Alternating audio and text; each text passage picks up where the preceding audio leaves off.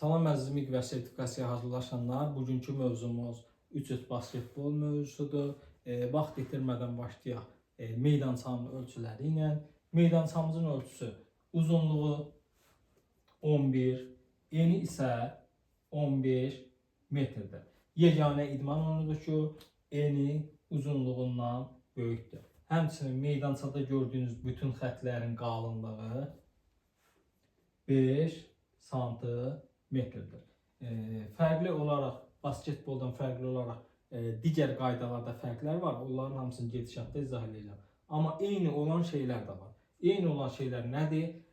Səbətin ölçüsüdür, 580'lik zonadır, lövhənin ölçüsüdür, xətlərin qalınlığıdır, 675'lik zonanın ölçüləridir. Bunlar hamısı basketbolla eynidir. Bir səbətlə oynanılır. Oyunda belə deyim, bir səbətə top atmaq uğrunda mübarizə gedir. Hər iki komanda bir səbətə top atmaq uğrunda mübarizə aparır. Oyun 10 dəqiqə davam edir. Yəni bir hissədən 10 dəqiqəlik bir hissədən ibarətdir. 10 dəqiqə ərzində 21 xala çatan qalib hesab olunur. Artıq 10 dəqiqə bitdi. Məsəl üçün deyim, 9-cu dəqiqədə və ya 8-ci dəqiqədə biz 21 xala çatdıqsa, biz qalib hesab olunuruq. Və yaxud da belə bir epizod ola bilər. 10 dəqiqə bitib, heç kim 21 xala çatmayıb, hesab da belədir. 18 tutaq ki, 16. B komandası 16'da, A komandası 18. Yenə burada üstünlük prinsipini nəzərə alınır. Çox xalı olan qalib hesab olunur. Yəni 18 xalı qazanan qalibdir. Heyətimizlə tanış olaq indi isə. Heyətimizlə tanış olaq. Heyətimiz 3 əsas, 1 ehtiyat olmaqla 4 nəfərdən ibarətdir. 3 əsas, 1 ehtiyat. Bizim 1 ehtiyatımızı gətirməyə də bilərik, basketbolda da belədir. Amma 3 əsas oyunçumuz mütləq meydanda olmalıdır. Əgər bizim 3 əsas oyunçumuz meydanda yoxdursa, gəlmirsə, bu halda və yaxud da azlıqla çıxırsa, biz 2 nəfərlə çıxa bilmərik. Bu halda texniki məğlubiyyət alırıq. Bəs yaxşı, başqa hansı halda texniki məğlubiyyət ala bilərik? Həmçinin biz meydana çıxdıq, oynadıq, 3 nəfərlə çıxmışıq. 3 nəfərimizdən artıq burada basketboldan tam fərqlidir. Üçü də meydandan çıxarsa, yəni zədə səbəbindən, kart səbəbindən, cəza səbəbindən, hər hansı bir səbəbdən üçü də meydanı tərk edərsə, yəni 0 oyuncu, birdən az oyuncu ilə qalarıqsa, bu halda texniki məğlubiyyətlə alırıq. Yəni bir oyuncu ilə də oyun davam edir. Həmçinin 300 basketbolda məşqçiyə icazə verilmir. Məşqçi ümumiyyətlə zonada və yaxud da oyuna kənardan müdaxilə eləyə bilməz. Oyuncu əvəz etməsi nə cürdür? Dedik, bizim bir ehtiyatımız var, onu gətirə də bilərik, gətirməyə də bilərik. Burada oyuncu dəyişikliyinə heç bir məhdudiyyət yoxdur. Hakimə bildirmədən, basketbolda bildirirdik, hakimə bildirirdik, orada da məhdudiyyət yoxdur, amma hakimə bildirirdik. Burada hakimə bildirmədən, xəbər eləmədən top ölü olduqda sərbəst şəkildə oyuncularımızla dəyişə bilərik. 21 xala çatan qalib hesab olunur. Bəs yaxşı, sual çıxır ortaya, bəs hesab bərabər olarsa, belə deyim, əgər bizdə oyun zamanı 10 dəqiqə bitib, hesab da olub tutaq ki, 18 və yaxud da 20, 21'ə çatılmayıb da, və yaxud da 21 olubdur. 20-20'də 21 olmur, artıq 21 xala çatan qalib hesab olunur. 18 olub, belə deyək. Bu zaman oyun gedir müddətsiz overtime-a. 300 basketbolda olduğu kimi heç anlayışı yoxdur. Heç anlayışı olmadığına görə biz qalibi mütləq müəyyən etməliyik. Buna görə də biz 1 dəqiqə fasilədən sonra gedirik müddətsiz overtime-a. Müddətsiz overtime-da artıq ilk 2 xalı qazanan qalib hesab olunur. Diqqətlə qulaq asın. İlk 2 xalı qazanan deyirəm. İlk belə deyək, 2 xal fərq yaradan yox. İlk 2 xalı qazanmaq nədir? Bizim A komandası girdi oyuna, B komandası və A komandası girdilər oyuna. A komandası oyun başlayan kimi tutaq ki deyirəm 2 xallıq atış elədi. 2 xallıq atış elədisə artıq ilk 2 xalı qazandı. Və yaxud da belə deyim, belə başa salım. Və yaxud da A komandası 1 xallıq atış elədi, B də 1 xallıq atış elədi. Artıq hərəsinin ilk 1 xalı var.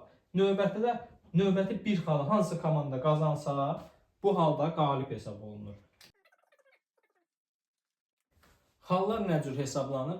Xallar 6.75'lik xəttin xaricindən atılan toplar 2 xal,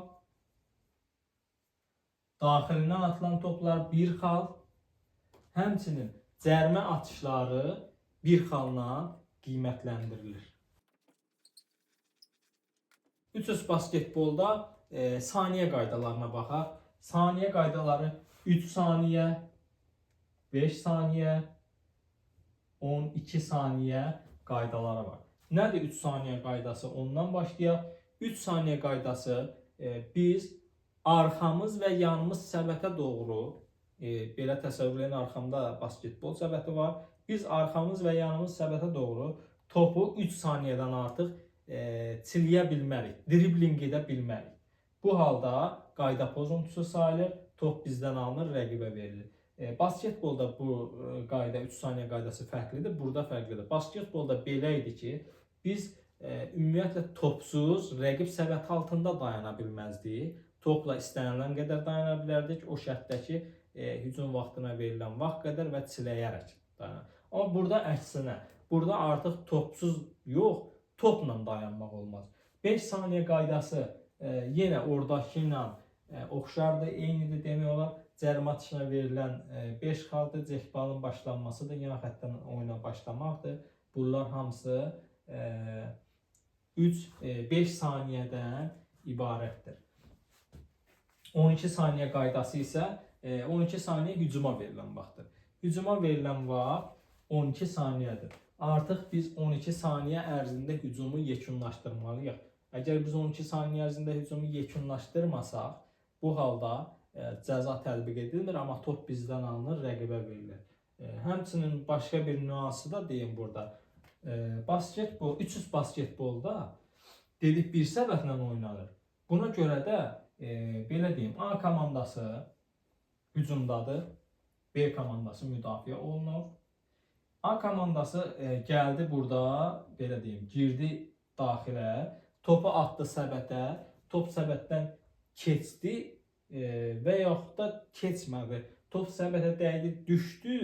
Bu hissədə B komandası topu tutdu. Fikir verin. B komandası bu hissədə topa sahib oldu. Topa sahib olandan sonra B komandası hücum başlaya bilməz. Yəni onun üçün hücum vaxtı başlayır əslində. 12 saniyə hücum vaxtı başlayır. Amma hücum zərbəsi vura bilməz. Yəni topu səbətə ata bilməz. Yenə deyirəm, A komandası gəldi, girdi daxildə, hücumdadır, topu itirdi, səbətdən keçdi, rəqibə keçdi və yaxud da keçmədi, dəydi, keçdi rəqibə. Bu halda rəqib topu səbətə ata bilməz.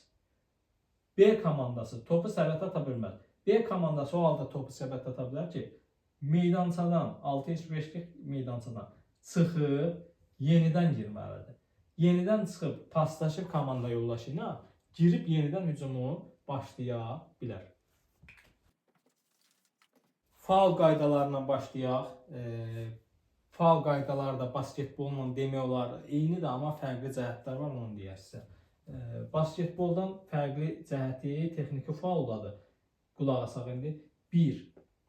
Hücum faulu. Hücum faulu eynidir. Hücuma gedən oyuncu faul eləyərsə, top bizdən alınır, verilir rəqibə, xüsusi cəza tətbiq olunmur. Cərmə atışı verilmir. 2. Texniki faul.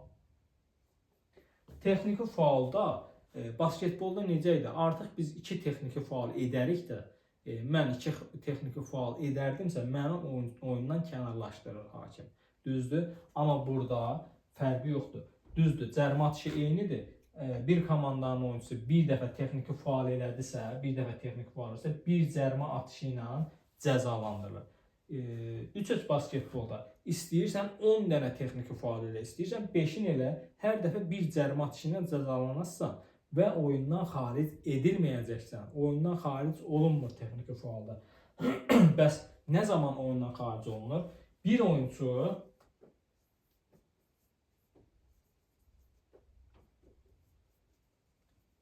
qeyri-idman faulu, bir oyunçu 2 qeyri-idman faulu eləyərsə oyundan xaric olunur.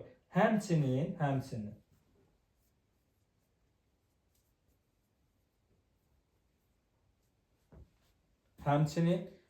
bir diskalifiyə elədinsə oyundan kənarlaşırsan.